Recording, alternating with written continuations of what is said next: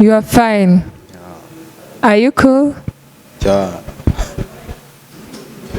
Yes. Umeze neza cyane. Meze neza kabisa. Ndakubona. Kabisa. Urumva witeguye kuduha rap Cyane kabisa. iri mu biri. Ngiye nkunda uburyo nyine ukoramo ibintu byawe wishimye umeze neza. Yeah.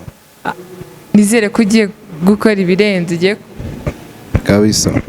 Siko ndikona na vibe ufite mwana. Ndazihorana kabisa. Ndazihorana. Urazihorana? Yeah. Okay, mwifurije amahirwe JD. Yeah, murakoze. Let's go. You. Okay. Yeah. Sikera mbingagari mbone dream nagize musore fote zose zamarira narize Rove niyo chose biron nakoze stay zero mu mufuka dori fungo ryashize ni revo cy'ubuturi haba kambwe muri mai ndinahanga umushitsi promise mfite ni de na den mfite yinjijisha kamakuru mfite amabanga menshi nakuya hibukuru inkuru mbi na story nasizaho kuri sweet zisibe muri mai ngo bumbo nibitotsi nabona insinzi hafi muri Kigali inzozi indashyi y'amasharika dutama kagozi. Gerageza udelivering nuza yawe urumva ni twebwe urikuririmbe. Urumva ongera ijwi kandi ujye ureba umuntu uri kuririmbira n'ibyo uri kuririmba ugerageze tubibone mu maso hawe sibyo? Yes. Okay. Komerezeho.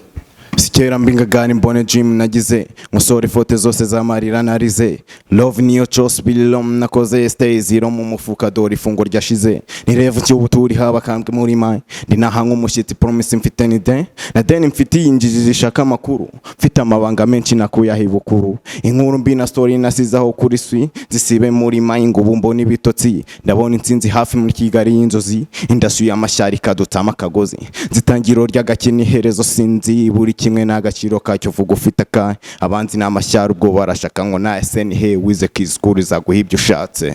Yes. Ni indirimbo yawe? Yeah. Ni yawe uyandikiye kabisa? Yego. Yeah.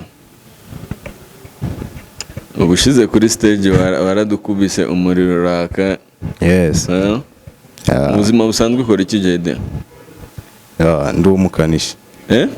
Ndi kwiga mu gikanishi. Uri kwiga mekanike? Yeah. Wumva ari iki wasaba abanyarwanda haramutse hagize umuntu wumvishe iyi mpano yawe ufite? Icyo nabasaba ni ukunsapotinga mukamfasha no kugira gutya mukanzamura niba hari uwabikora. Gusa ngiye mba numva nyine ndamutse mbonye nk'umuntu wamfasha twakora ibintu bikaze cyane. Imana izagufasha. Sibyo cyane izagufasha iguhuze n'abagomba kugufasha kugera kuri ibyo bintu ushaka sibyo byose azabikora kabisa. Nguhaye yes JD. Murakoze cyane JD. Nta bintu byinshi nyafite byo kuvuga. Yes. Ariko mu gihe ugitegereje ubufasha ku bandi igihe utabonye ucika intege. Ikintu cya umuntu wa mbere ugomba kubigiramo uruhare ni wowe.